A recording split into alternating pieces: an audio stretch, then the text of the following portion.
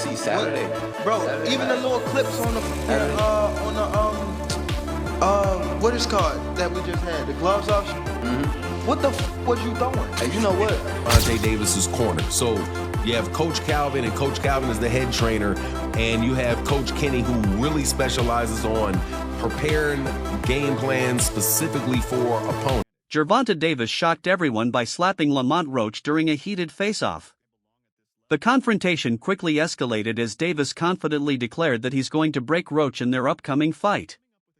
The atmosphere was electric and charged with tension, as neither fighter was willing to back down.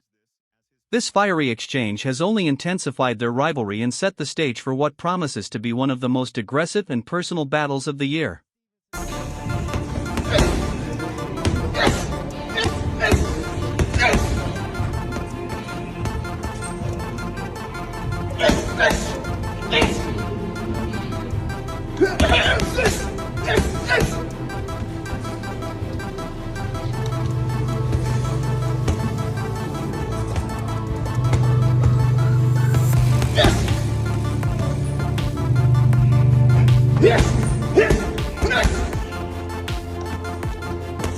Gervonta Davis has reached a new level of mental and physical commitment, once again under the guidance of his trusted coach, Calvin Ford. With a quiet intensity, he's sharpening his skills like never before. This time, though, the atmosphere is different. Unlike previous camps where the Washington, D.C. contingent played a significant role, this preparation is tighter, more focused, and free of outside distractions. With stricter information security, there's no chance of strategy leaks, a concern that lingered during the first fight amid rumors that Roach had inside knowledge of Davis's plan. Now, the team has eliminated all distractions, channeling every ounce of energy into perfecting their game. With Ford in his corner and redemption in his sights, Davis's preparation points toward a showdown far bigger in scale and stakes than their first encounter. He's 100% correct. Personally, I had Gervonta Davis up a round. Because whenever you have rounds where nobody's doing anything, I'm not just going to do what most people do, and especially people that don't like Gervonta Davis, which is just give the round to the other guy because Gervonta Davis didn't manage to knock him out that round. Okay, so this is Gary Russell Jr. clearly saying, man, no, I don't think Lamont Roach won that fight. You also had Al Bernstein, and Al Bernstein, I'm telling you, is a very, very straight, fair guy who I don't know if he was on that call, but he used to work with Showtime. I don't know if he was on there. I don't recall if I heard him. I think it was Rolly Ronaldo that was calling it. But Al Bernstein, who is a very, very objective person, said, hey, look, no, sorry to break it to you, but Gervonta Davis won that fight. Yeah, Lamont Roach put up a really good fight, but Lamont Roach was not dynamic. He did not do anything to really separate himself from Gervonta Davis. He just kept it equal. He just tried to keep it even the entire fight. And that's not enough, again, to take the belt from the champion. Now, I do want to say that the people that thought that Lamont Roach won, I don't have any problem with that. I really don't have a problem with it at all. I personally, again, had a point for Gervonta Davis, but I can see how those swing rounds really could go, depending on who's looking at it, really could go different ways, right? The rematch between Gervonta Davis and Lamont Roach has already proven to be a massive commercial success, with 150,000 pay-per-view units sold well ahead of fight night. This overwhelming anticipation highlights the significance of their rivalry and the public's hunger for closure. Fans vividly remember the tension and unpredictability of their first clash and are eager to see if Davis can reclaim control or if Roach will rise to the occasion once again. The numbers confirm what many analysts predicted. This rematch isn't just a continuation, it's a marquee event. These figures also make it clear that both fighters have transcended the role of mere competitors. They've become central characters in boxing's evolving story. Tank out here selling under 150,000 pay-per-views, you kidding me? Oh man, Face of Boxing, yeah, turn that shit off. Yeah, we shutting that shit down every single time. Does Shakur really want to fight Tank? I think Shakur could sell a bit more with somebody else, especially in Saudi. I feel like they could find him a dancing partner that'll do a little bit better than 150,000. Okay, I get it. This is why PBC delayed this fight for like 5 months. I ain't want to pay this motherfucker because y'all know he can't sell. I mean, this should have been evident. If you do the math, Tank has never been that great of a pay-per-view pay-per-view draw. He sold over 300K twice now in his career. He sold over 300K with Ryan Garcia, that's obvious, Ryan's the bigger star. And then he sold over 300 with Martin, so about 325. But when we put it in perspective, that Frank Martin fight was a comeback fight after a year layoff, so it was always going to sell. Every comeback fight's going to sell. It was one of the first pay-per-views on Amazon's new PBC deal, so they were really trying to push it. And then he had David Benavidez as the co-main event with Gary Russell and Alberto Puello under them. You take away all those factors, that this wasn't a comeback fight. David Benavidez isn't the co-main event, and Amazon has now been in the game for over a year. It makes sense it only sold 150. I know there's going to be a couple of you guys in the comments. No, it sold 500K. Don't be so good. It didn't sell 500K. I don't know if Tank's a top. Well, I know for a fact he's not a top 5 draw in the sport of boxing anymore. Whoa. He's not selling pay-per-views. Bivol better be at this triple. Well, Jerry, their pay-per-views are cheaper. Don't matter. All that matters is who has more eyes watching them, and Bivol and Better BF do. Tank does not. Instead of abandoning their original strategy, Davis's team has taken a smarter path, refining rather than overhauling. A careful review of the first fight's footage revealed moments where timing faltered and confidence wavered mid-round. Armed with those insights, the team has fine-tuned key aspects like attack angles and spacing, zeroing in on the gaps that allowed Roach to capitalize. The goal isn't to reinvent Davis, but to perfect what's already there. They've pinpointed where hesitation crept in and replaced it with calculated aggression. This thoughtful adjustment makes Davis even more dangerous. His solid foundation remains, but now his execution is sharper, cleaner, and more decisive. He got a good chin. Oh, he got a good chin. If you got a good chin, okay, let's go ahead, let's touch this. The chin ain't the only thing that can get you out of there. There's other things that you can do and then go back to the chin. I won't go into details, but I look at shit different from a lot of people now. You know what I'm saying?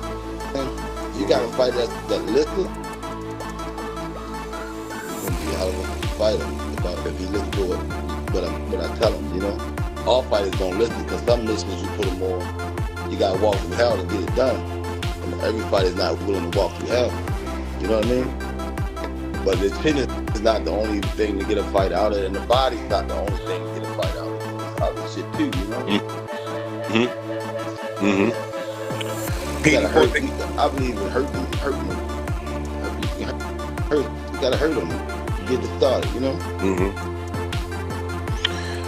Petey, thank you for the $2. People were surprised by Roach and Tank.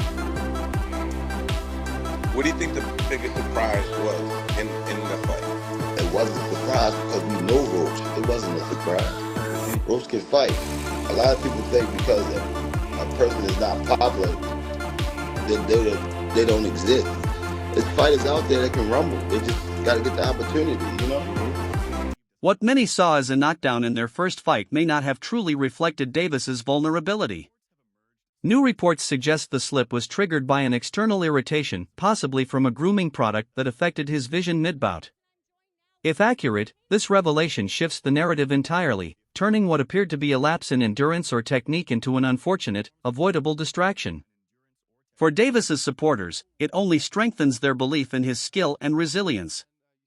It also adds urgency to his team's preparation, ensuring that in a high-stakes environment, no small detail, not even product residue, can compromise his performance. Everybody really think Tank go take the L. I've been seeing it. They said it's over. They think that this time Lamont go in more confident, knowing that basically he can, really take it to Tank. Yeah, I want him to go in there confident. He's very skilled. Go in there confident. Because you gonna go up against a different Tank, like I told y'all in previous videos. He gonna go in there confident, thinking he can walk Tank down. Don't forget, with Tank, if he get you on that button, them lights going off, I don't care who you is. Remember how it ended up with Frank Martin? So yeah, don't go in there thinking that you going against like somebody that, like Ryan Garcia, somebody that let's go fold. You going against Gervonta Tank Davis. And I think that confidence is what's gonna get Lamont dropped. Because one thing I will say, with Tank, that wasn't your best fight against Lamont, though. I feel like you was in your head too much, you was overconfident, and you was really just, your mind was in y'all story, the lore, and everything with y'all history. You ain't going there like, I'm fighting a stranger. You going there like, oh, this Lamont, this from the same camp, we from the same area. But now I think that whole situation woke him up. You gotta think, Tank not used to losing. He not used to people being against him. He not used to being the one that. Former world champion Mikey Garcia offered thoughtful insight on Davis's chances in the rematch. While he praised Davis's natural talent and adaptability, Garcia delivered a word of caution: technical skill alone won't secure victory. In his view, the true challenge lies in mental discipline. Davis will need to block out distractions, whether it's public scrutiny, personal issues, or the immense pressure of the moment. Garcia believes Davis has all the tools to win, but only if his mind is as sharp as his body. Ultimately, this rematch will test more than just technique, it will measure psychological resilience. It's a complete challenge, one that demands total focus and inner strength. I'll let you go because I know I got a lot of shit to do. Lamont Roach versus Gervonta, the rematch looks like it's gonna happen, hopefully. I think Tank wins in the rematch. Why? I think he'll make the right adjustments and he won't take too long to fight. He kind of gave a lot of the round away sometimes. I think he'll be more active and he'll win. But big props to Roach for his last fight and performance. Surprised everybody. I think he was robbed from the victory. Again, that knockdown should have been a knockdown. But whatever, he gets a rematch, you know. And maybe they get a third fight, you know, after that. Who knows? Maybe it turns the market back out. Maybe it turns out to be another great fucking matchup and they say, you know, just run it back. And maybe that controversy from the first fight actually helps Roach fucking get 3 fights out of it instead of just the one, or you know, you never know. So hey, things happen for a reason, and I think he did really well in his first one. After the first fight with Roach, social media lit up with speculation that Davis might be stepping away from the sport. But instead of retreating, Davis delivered a clear and powerful message by heading straight back into camp. He didn't wait for rumors to take hold, he shut them down through action, not words. His decision to pursue an immediate rematch revealed a core truth about his character: he's not running from the past, he's confronting it head-on. This mindset has shifted the entire narrative. Davis isn't fading into uncertainty, he's seizing control and reshaping his story with determination and purpose. I want to know when is the rematch going to happen at this point, because I'm not going to lie, for it to be a whole month later and y'all still arguing over who actually won is just really like, okay, yeah, run it back, because we got to go ahead and settle this, squabble this up. I'm not going to lie, I'm not going to say neither fighter and you is shitty, okay, because after the fight I seen on March 1st, yeah, they both was tagging shit, both getting up with each other, okay, I thought it was the perfect match. If you was going to do it, we got to be on, period. And Gervonta was stinging him, I'm not going to lie, he was stinging him, great fight. But I'm not gonna lie, he came out knowing what he was trying to do. Y'all have to give it to him. Like, y'all just be hating, okay? Y'all can't get in the ring and fucking fight. Y'all just be hating. He's something to give him big props, okay? Because Gervonta had a great fight. Don't get me wrong, my money was on him. But I think what messed him up was the fact that when he came out, y'all don't even 2 steps ahead. He was 3 steps ahead. I think he already had Tank figured out. And he definitely was not expecting that. And him, on the other hand, I think he came in really having something to prove. I'm not gonna lie, y'all. Like, it was a really good fight, and I feel like this is how I see it. In the beginning of the fight, he was stinking back to back. You know what I'm saying? And then at the end of the fight, that's when he finally kicked it up. But I seen consistency through the whole fight. I'm not gonna lie, but so I just feel like the rematch should happen because you never know. He might, now that he was 3 steps ahead, become 8 steps ahead. He might really knock his butt down, but at the end of the day, it's like, we need this rematch because I don't think this is ever going to be a dispute that is settled and, you know, officially he won and he lost until they fight. Like, we got to see it. Boxing veteran and commentator Teddy Atlas recently offered a more layered perspective on Davis's skill set. While most observers focus on Davis's power and highlight reel finishes, Atlas drew attention to the subtler but equally vital qualities: his sense of distance, his rhythm, and his composure under pressure. According to Atlas, what truly sets Davis apart is the way he thinks inside the ring. He doesn't rush or react impulsively, he calculates, staying cool when the pressure rises. His emotions remain steady, allowing him to time his responses with precision and control. These mental assets make Davis not just powerful, but especially dangerous in the moments that matter most. He's going to try to get to us, but we're going to frustrate him. He doesn't get frustrated. He takes his time, he's deliberate. You know, a lot of times at the beginning, people thought he was just a seek and destroy missile. They thought he was just a guy that got to you. And they thought that he would get all anxious. He don't get all anxious. He takes his time. He slowly closes those gaps. You know, inch by inch, step by step, and then he gets to you. Sports analyst Stephen A. Smith weighed in on the matchup, highlighting a key disparity between the two fighters' physical presence. While Roach boasts impressive technique and ring IQ, Smith argues that Davis's sheer physicality poses a challenge Roach may struggle to overcome. Davis's strength, reach, and body control could neutralize Roach's skill set, especially if the fight turns gritty and unfolds at close range. Smith's perspective underscores that victories aren't always earned through precision alone, and sometimes they come through relentless pressure, power, and physical dominance. And lastly, Stephen A., last name I, of course, want to throw your way is Gervonta Davis. I know you believe in his skills. Yes, I do. Yes, I do. What do you think of his fight with Roach? Oh, sorry, go ahead. I think Roach is too small. I think Roach is too small. And that's my issue. I'm not questioning the skill set or anything like that. But it was similar to Frank Martin. You know what I mean? This guy comes in there and you got 18 fights. And I remember watching that pre-fight press conference when he was annoying Gervonta Davis so much and he cussed by accident. Excuse me. He cussed by accident. He was like, ooh, you know, making this up. He hurt me in sparring and, you know, and I knew Gervonta was going to come for him. And sure enough, that's what he did. Walked right towards him from round one on. But, you know, I remember what he said and it really, really struck me. Gervonta's a smart dude, bro. And he said you really should have waited. You don't have enough experience. You really should have waited and took your time before you came to me. And that's what Gervonta Davis told him. And he was right. In his latest training camp, Davis is fueled by a chip on his shoulder. This rematch is about more than revenge, it's a mission to reassert his place at the top of the sport. He's turning every criticism and doubt into motivation, pushing harder on his strength, speed, and stamina. Every workout, every sparring session is charged with purpose and intensity. The aim isn't just to win, it's to dominate, to make it clear that the slip in the first fight was a one-time fluke, not a sign of decline. Davis is training like a man with something to prove, and that makes him more dangerous than ever. I gotta step back from situations. That's why I think he's being hushed right now. Because when he come this time, it ain't no talking. And that's why I think it's scary, because we never see Tank in that mode where he don't say a word. I think this will be a different Tank. And what's crazy is Tank used to be like that in the beginning, like when he was with Floyd.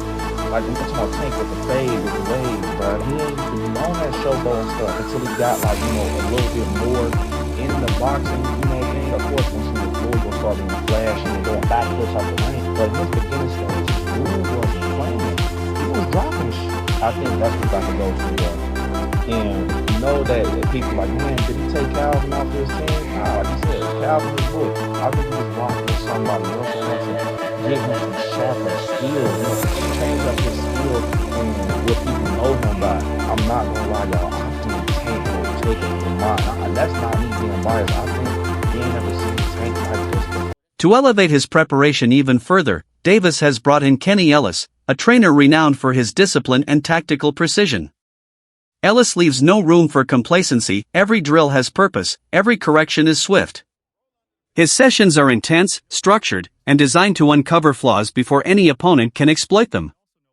Under Ellis's guidance, Davis is fine-tuning the smallest details, his footwork, guard transitions, and counter timing. This is more than physical conditioning, it's strategic refinement. With Ellis in his corner on fight night, ready to make split-second adjustments, Davis's team transforms from simply supportive to surgically precise. He's one of the best trainers in boxing, second guy in the corner. Is responsible for a lot of the real tactical decisions and tactical analysis that goes on in Gervonta Davis's corner. So you have Coach Calvin, and Coach Calvin is the head trainer, and you have Coach Kenny, who really specializes on preparing game plans specifically for opponents. So to have him talk about what's going on with Lamont Roach, I thought was interesting and insightful, because what he said was that, one, he's not falling for the okie doke. When Mill City asked him, hey, what do you think about the fact that, you know, that Lamont Roach was seen at a basketball game chugging a beer? And I would have added to the question that you see Lamont Roach out giving a bunch of interviews, doing the interview circuit, right? Kind of being a little bit out of character leading into the rematch. Do you think, and this is what Mill City asked, do you think that is something you guys are taking in consideration in preparation for the fight? And what Kenny Ellis said was, look, man, we're not falling for the banana in the tailpipe. We know what Lamont Roach brings to the table, and he says that Lamont Roach is, we're not believing that he's out there drinking or blowing up a bunch of weight and all of that. You know, he says what most people say, hey, we're going to prepare for the best version of Lamont Roach that is going to, that'll come for us. But the way that he saw the fight coming out was he said he sees it like the fight before, a lot of really crisp shots landing. That's all for today's video. Stay tuned for more.